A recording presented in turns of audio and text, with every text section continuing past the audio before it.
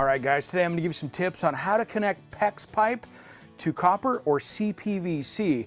These are two real common pipes that you have inside your house, and if you're doing a repair or adding on, this is a really great tip that'll help you do this plumbing project right. Now the first thing is we've got PEX A right here, which is the expansion PEX. And what this does is this is kind of the most reliable way to do plumbing pipe these days because how it expands out. So what we do is we put a collar over the outside of this, and then to put a fitting in, we actually use this tool right here.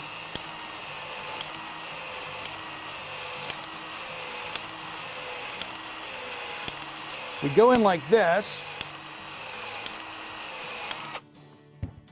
and then we can slide a fitting in here and it'll grab it. And so that's the cool part with expansion A. Now the cool thing with this is it has memory to it.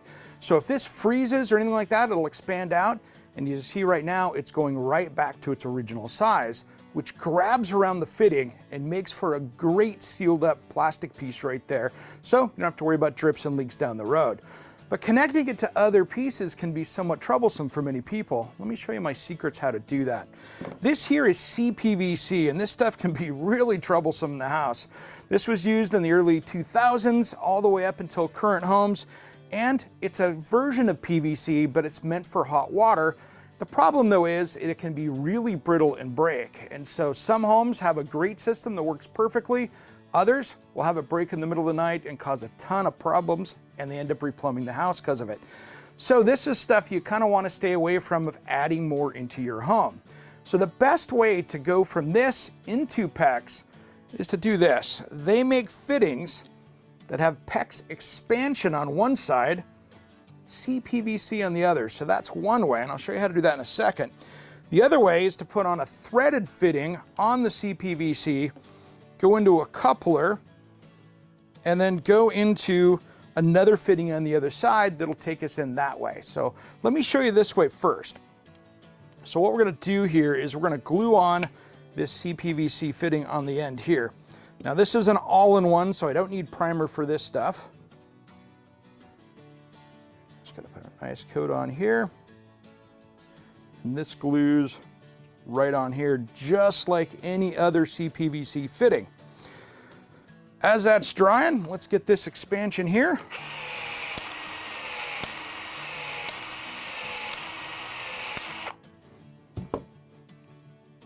That goes in here. Get that all the way in. That's all the way in there, and there we go. That gets us between here and there. So that gets us a good strong joint.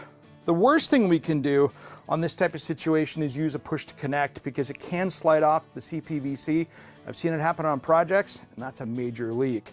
Now the other option you have is to go with the threaded fitting like this, where we've already got a threaded fitting here, so we can actually go with a pipe connector back this way into this. And so all we would do is just use a coupler here.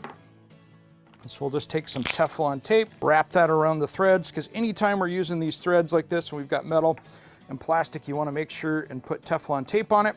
So that's why it's sealed up. So we'll get a nice couple wraps on this, and we'll put our coupler on, and then we can go to our CPVC here. And what we're going to do is wrap the threads on this as well. And then we can glue our pipe from here on out. We want to make sure and get this nice and tight. You'll be good to go. All right, with copper, it's pretty easy. All we have to do is sweat on a connector here. That'll get us over to the PEX A, and then we can go right back over to that. I hope that answers your questions on how to hook up CPVC and copper to PEX.